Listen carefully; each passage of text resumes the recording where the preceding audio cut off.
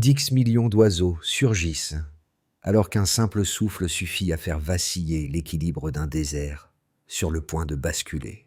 Deux chiffres se heurtant, révélant un écart si abrupt qu'il contredit les prévisions les plus prudentes et expose la portée inattendue d'une méthode encore jugée marginale.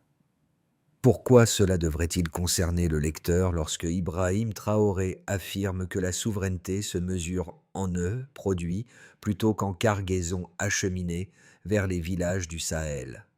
Un horizon bref s'esquisse, vif comme une aile qui fend le sable au seuil d'un changement annoncé.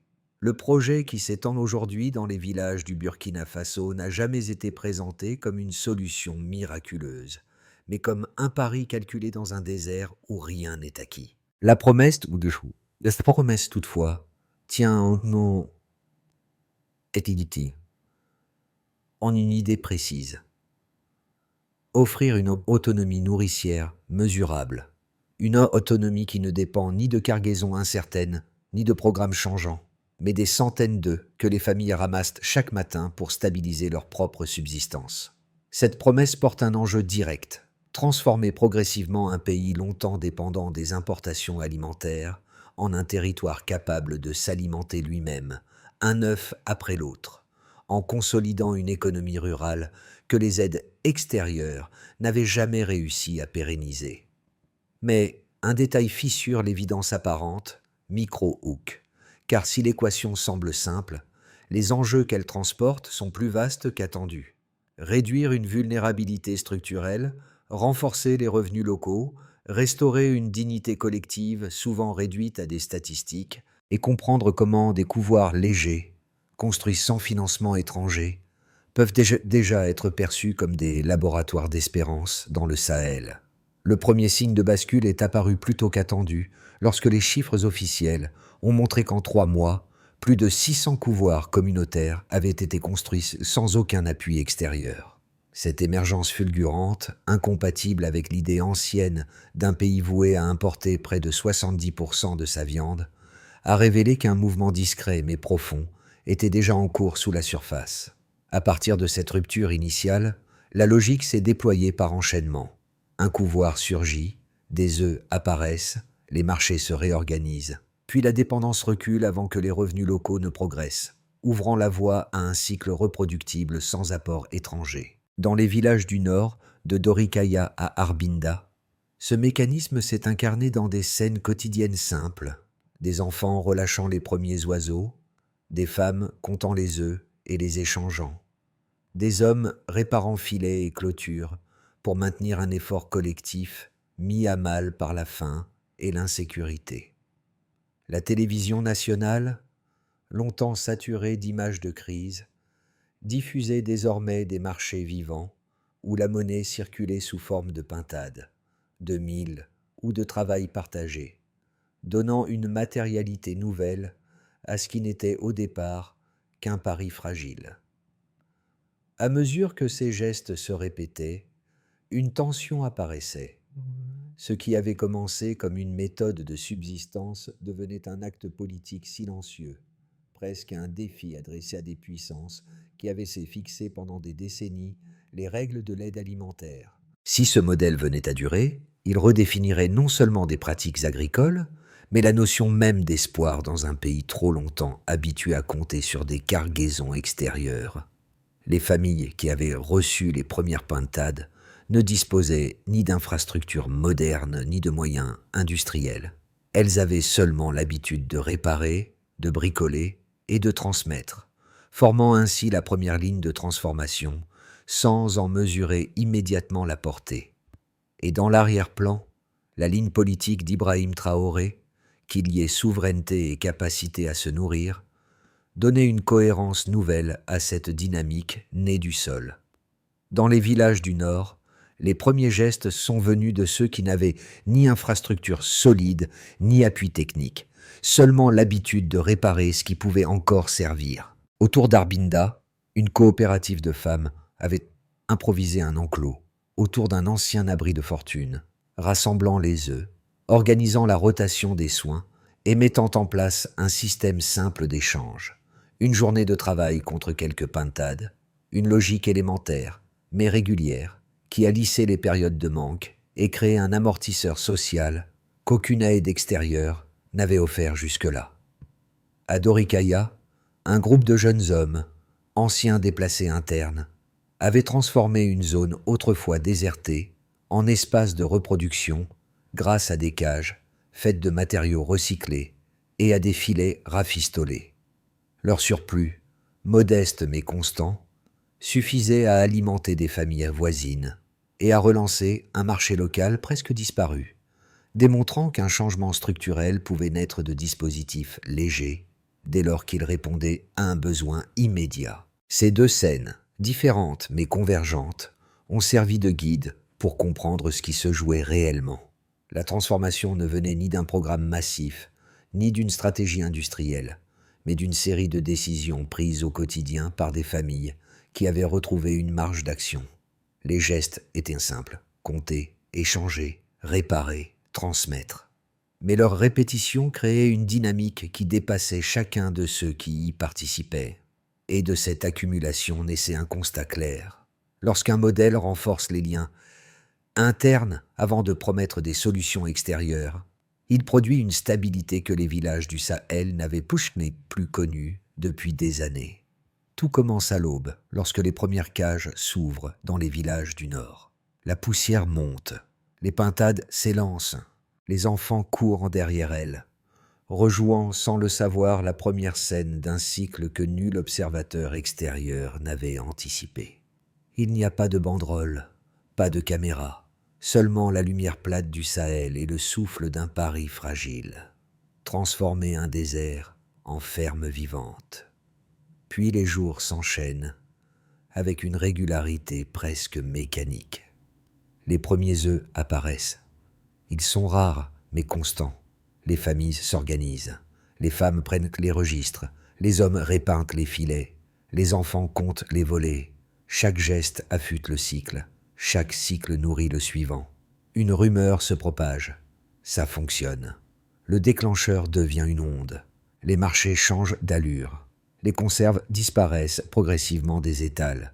Les sacs de graines prennent leur place. Les coopératives émergent. Les trocs réapparaissent. La télévision nationale, longtemps saturée d'images de crise, diffuse enfin des scènes de renaissance. Le pays regarde ce qu'il n'avait pas vu depuis longtemps, des communautés capables de faire circuler une valeur créée sur place. Puis vient le chiffre qui fait office de coup de tonnerre silencieux. Plus de 600 couvoirs en activité, bâtis sans financement étranger. Pour un Burkina Faso habitué à importer près de 70% de sa viande, ce nombre agit comme une rupture conceptuelle. Les discussions locales s'enflamment. Les ateliers métalliques tournent plus tard dans la nuit. Les réparations deviennent une routine quotidienne. Et le modèle se propage d'un village à l'autre. Le climax se dessine. Les structures légères deviennent des points d'inflexion. Les cycles se synchronisent. Les familles gagnent des revenus modestes mais réguliers. Les marchés reprennent vie. Les comportements changent. Les jeunes migrent moins. Des scènes ordinaires prennent un sens politique. C'est à ce moment que la figure d'Ibrahim Traoré traverse les discussions, non par présence constante, mais par une phrase qui se propage. Si nous pouvons nous nourrir, nous pouvons nous libérer. La formule circule dans les marchés, dans les ateliers, dans les coopératives naissantes. Elle devient un repère. Elle offre une cohérence. Elle transforme un geste agricole en déclaration silencieuse de souveraineté. Puis vient l'aftershock, l'onde longue, qui suit la secousse principale. Les migrations ralentissent. Les foyers gardent leurs jeunes. Les carences diminuent. Les repas changent. Les écoles s'ajustent. Les enfants apprennent à compter en utilisant les œufs du jour. Les filets réparés deviennent des projets collectifs. Les pintades s'échangent contre du mil. Les surplus circulent avant d'être vendus. Chaque élément du cycle renforce les autres. Dans cette persistance se joue la véritable bascule. Ce qui devait être un geste local devient un modèle reproductible, capable de fonctionner sans subvention ni appareils industriels. Le désert respire. Les dunes changent de teinte. Les couvoirs se multiplient, les cycles se répètent. La mécanique tient, et parce qu'elle tient, elle convainc ceux qui la vivent avant même d'être reconnue par ceux qui l'observent. La trajectoire devient lisible dès que l'on observe le baseline delta qui structure la dynamique.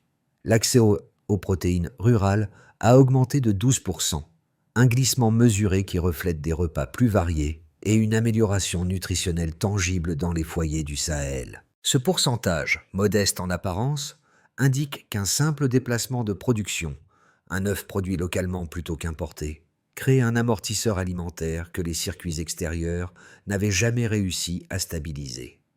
Cette hausse n'est pas un miracle soudain, mais l'effet cumulé de gestes répétés, de cycles synchronisés, et d'une économie où chaque échange se fait dans un rayon réduit, garantissant une disponibilité immédiate. Un second delta éclaire la progression. Le revenu moyen des ménages agricoles a augmenté de 8%, une hausse discrète mais constante, traduisant une circulation monétaire interne plus stable entre les villages. Cette amélioration, loin d'être spectaculaire, montre que la valeur ajoutée reste enfin sur le territoire, alimentant un tissu productif, fait de cages recyclées, de filets renforcés et de coopératives fonctionnant comme de petites unités de résilience structurées autour d'outils légers. Quand une économie de subsistance conserve sa propre valeur, plutôt que de la voir fuir vers les importations, elle devient une économie d'interdépendance locale, capable de respirer même dans un environnement aride. Vient ensuite un marqueur humain crucial. La migration des jeunes a reculé pour la première fois en 10 ans, une tendance confirmée par les données gouvernementales reliant ce recul à la disponibilité locale de protéines. Ce retournement signale que les villages ne sont plus seulement des lieux où l'on reste par contrainte, mais des espaces où l'on peut choisir de rester, parce qu'un cycle économique y fonctionne.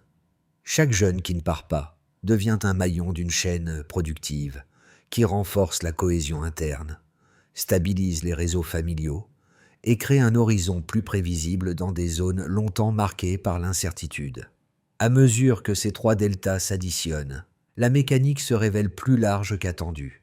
Les chercheurs de terrain ont d'ailleurs observé un effet biologique inattendu. Les fientes de pintade enrichissent les sols et sexpantent leur fertilité de 40%, un chiffre qui montre que le cycle agricole gagne en profondeur écologique réelle. Cette fertilité accrue favorise la repousse des plantes locales, stabilise la poussière et retient l'humidité dans des zones où chaque variation hydrique modifie la capacité de survie des cultures. Un geste agricole qui semblait isolé devient une chaîne de rétroaction positive, reliant alimentation, écologie et cohésion sociale dans un même mouvement. Les indicateurs convergent.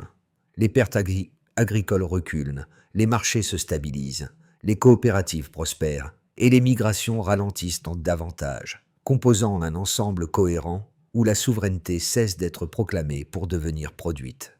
Les sceptiques évoquent encore le hasard. Mais le hasard ne se répète pas avec une telle consistance, surtout dans un environnement soumis à des aléas climatiques constants. Ici, ce sont les données qui parlent avant les discours, confirmant que la progression repose moins sur des investissements massifs que sur la réplication d'un modèle adaptable aux ressources locales.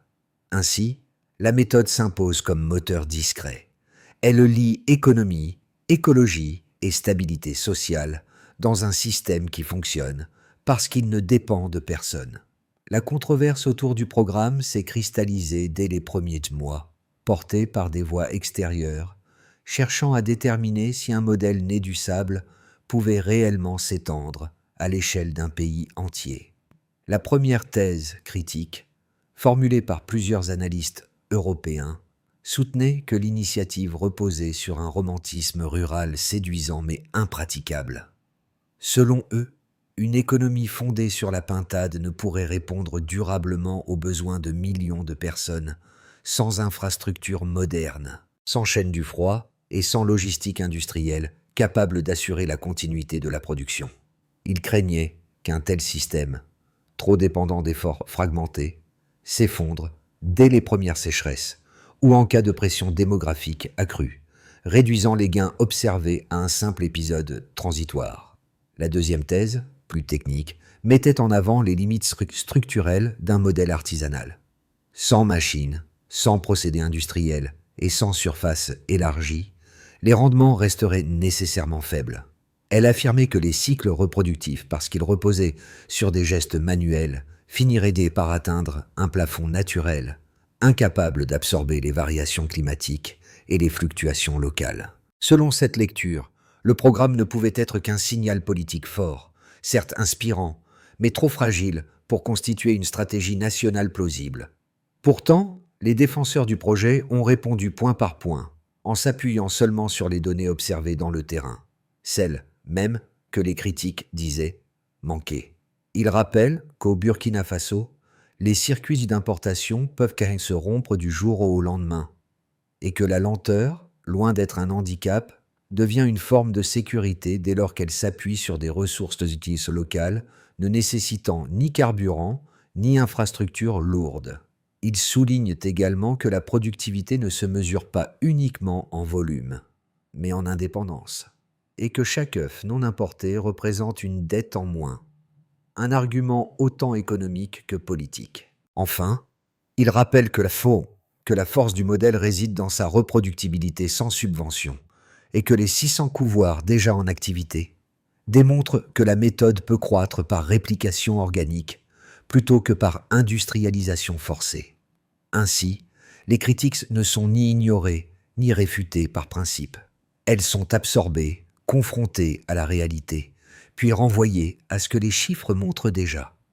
Là où certains voyaient un symbole fragile, les communautés du Sahel voyaient une mécanique qui fonctionne et qui persiste.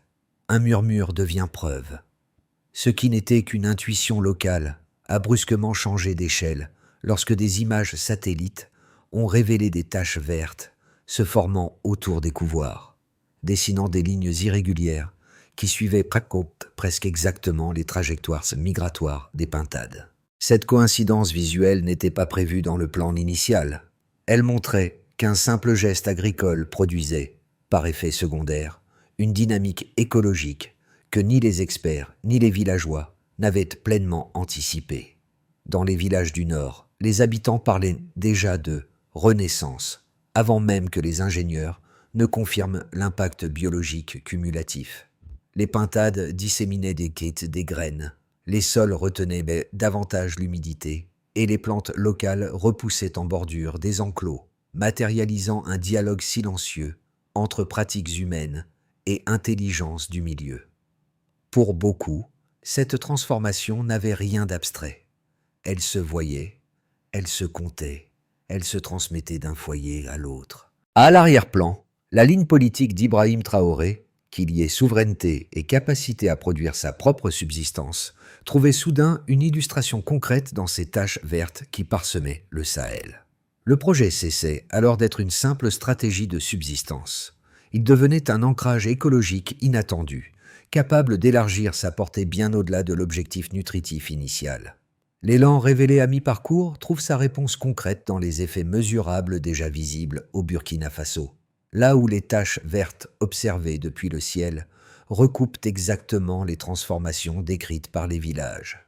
À l'échelle du pays, la dépendance alimentaire a reculé de 9%, un glissement modeste en apparence, mais suffisamment structurant pour marquer la première inflexion durable d'un modèle fondé sur l'importation de volailles.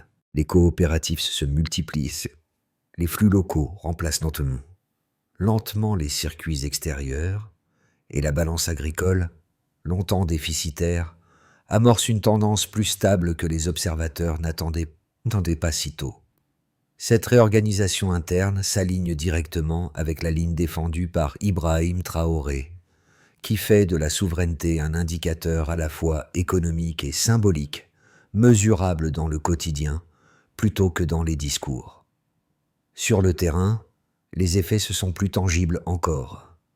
Les artisans fabriquent donc des cages, des filets, des outils de pesée, relançant des ateliers métalliques de Ouagadougou, autrefois étouffés par la concurrence importée.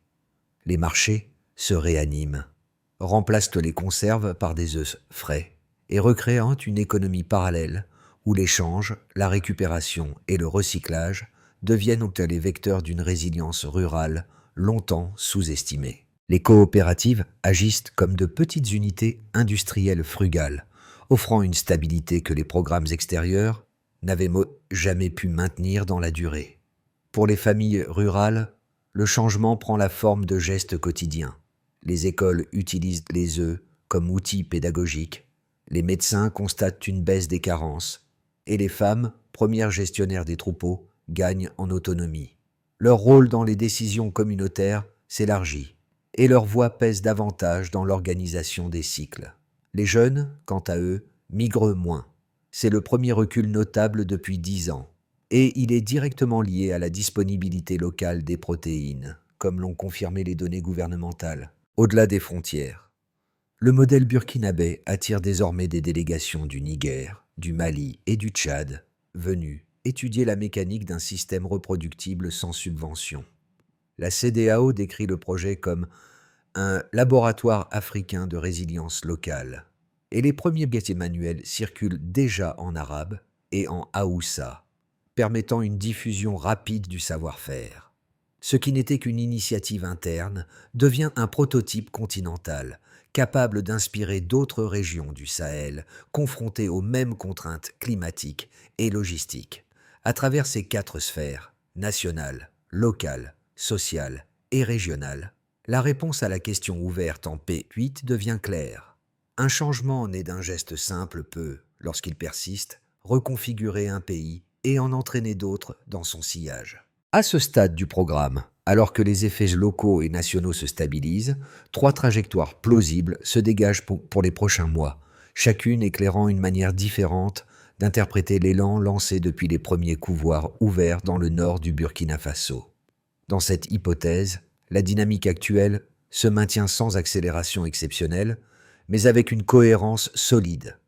Les coopératives consolident leur réseau, les cycles de reproduction restent réguliers et les revenus locaux continuent d'augmenter à un rythme constant, soutenu par les échanges de proximité. Le pays stabilise ainsi une autonomie alimentaire partielle, estimée autour de 65%, un niveau suffisant pour réduire durablement la vulnérabilité liée aux importations. Les migrations ralentissent davantage, les marchés s'installent, et les effets écologiques observés autour des couvoirs se renforcent à sa petite échelle au Tchad. Dans ce cas, l'élan burkinabé attire un soutien accru des pays voisins. Le Niger, le Mali et le Tchad adoptent progressivement le modèle coopératif, ouvrant la voie à une plateforme inter-Sahel d'échange de semences, de couvoirs et de savoir-faire. Les sols du nord burkinabé, déjà marqués par des taches vertes naissantes, gagnent en densité végétale, matérialisant une résilience écologique élargie. Le Burkina Faso devient alors une référence en matière d'autonomie alimentaire simple et reproductible, un point d'appui pour les politiques régionales confrontées à la dégradation des terres arides. Dans cette trajectoire, des tensions politiques ou une sécheresse brutale fragilisent les circuits de distribution et affaiblissent les coopératives. Certaines zones retournent temporairement à la dépendance extérieure et les foyers les plus isolés perdent leur surplus. Les marchés se contractent et la diffusion du modèle ralentit. Pourtant, même dans ce scénario, les acquis persistent sous forme de capacités dormantes. Dès que les conditions s'améliorent, la structure légère du programme permet une réactivation rapide des cycles. Recommandations de pensée.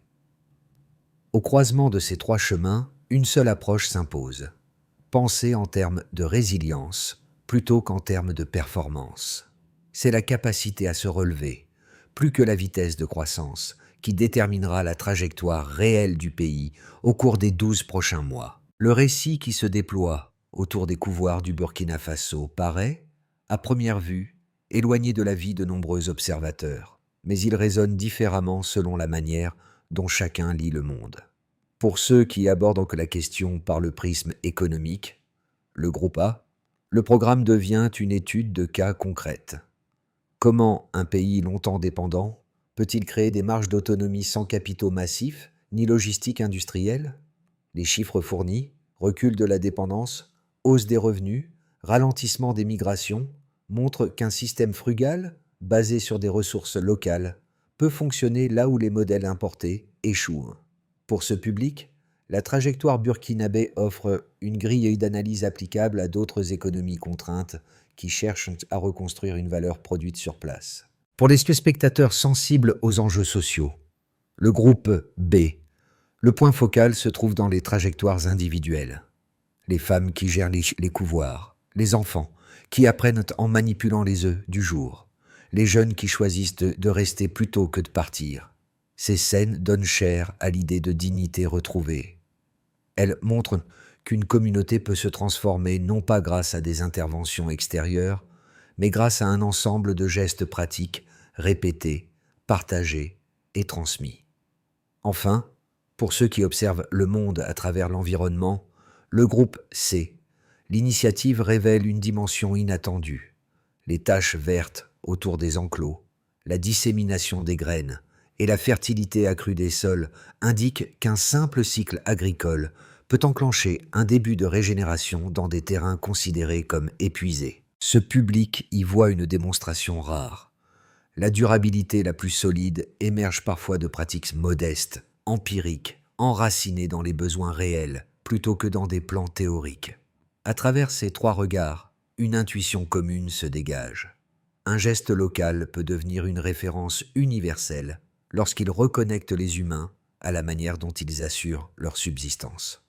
Dans sa 3e année, le programme a cessé d'être une expérimentation isolée pour devenir une méthode reproductible, structurée autour d'un enchaînement précis d'étapes que les coopératives comme les autorités locales appliquent désormais de manière coordonnée. Cette organisation, soutenue par la ligne politique d'Ibrahim Traoré, repose sur une logique simple. Chaque district doit pouvoir lancer, suivre et mesurer son autonomie sans attendre un appui extérieur. Première étape, identification locale. Chaque commune sélectionne un noyau d'une dizaine de familles prêtes à accueillir le premier couvoir. Le critère essentiel n'est pas la richesse, mais la cohésion interne, car le système exige une mobilisation collective immédiate. L'indicateur de suivi est minimal. Présence des familles, stabilité de l'engagement, espace disponible. Deuxième étape, formation et transmission.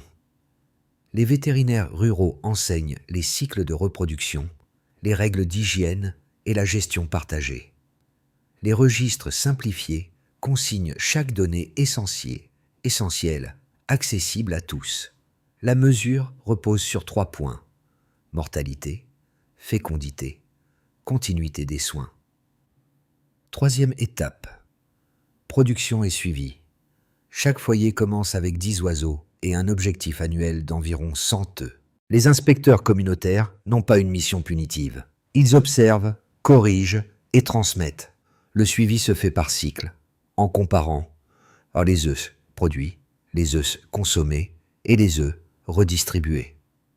4e étape, redistribution et croissance.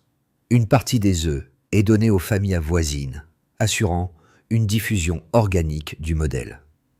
L'absence de dette formelle devient un moteur de stabilité. La mesure est simple. Combien de nouveaux foyers entrent dans le cycle tous les 6 mois? 5e étape, évaluation et adaptation. Les coopératives transmettent leurs données semestrielles, mortalité, fécondité, vente locale, alimentant une base nationale qui permet d'ajuster les orientations du programme en temps réel. Ainsi, la souveraineté cesse d'être un discours. Elle devient une pratique mesurable, répétée et transmissible. À la tombée du jour, lorsque les pintades d'Amina Senou regagnent leurs abris de fortune, quelque chose rappelle les scènes fondatrices observées dans les villages du Nord. Les filets réparés à la hâte, les cages improvisées autour desquelles les familles s'étaient regroupées pour relancer la vie. Ces images modestes, répétées sans emphase, sont devenues le fil rouge d'une transformation qui dépasse les chiffres et les bilans officiels. Elles témoignent de la même conviction, formulée sans éclat par Ibrahim Traoré. Un peuple peut se relever sans permission lorsqu'il retrouve la maîtrise de sa subsistance. Les enfants qui relâchaient les premières pintades savent désormais ce qu'ils ont construit. Un rythme durable, un lien discret entre le sol, les oiseaux et les gestes quotidiens. Les anciens, eux, disent que chaque plume tombée dans le sable porte la mémoire d'un effort partagé, une manière de se tenir debout, malgré la rudesse du Sahel. Ce n'est pas une promesse spectaculaire, ni un programme massif, mais une persistance, celle de communautés qui choisissent de tisser leur avenir avec ce qu'elles ont sous la main. La dignité pousse dans le sable. Et peut-être est-ce cela, au fond, la véritable résonance du projet. Il invite à regarder autrement ce qui relie un geste local à un horizon commun, là où renaître devient un acte patient, transmis de foyer en foyer. Dans les villages du Sahel, les pintades ne sont pas seulement une source de nourriture.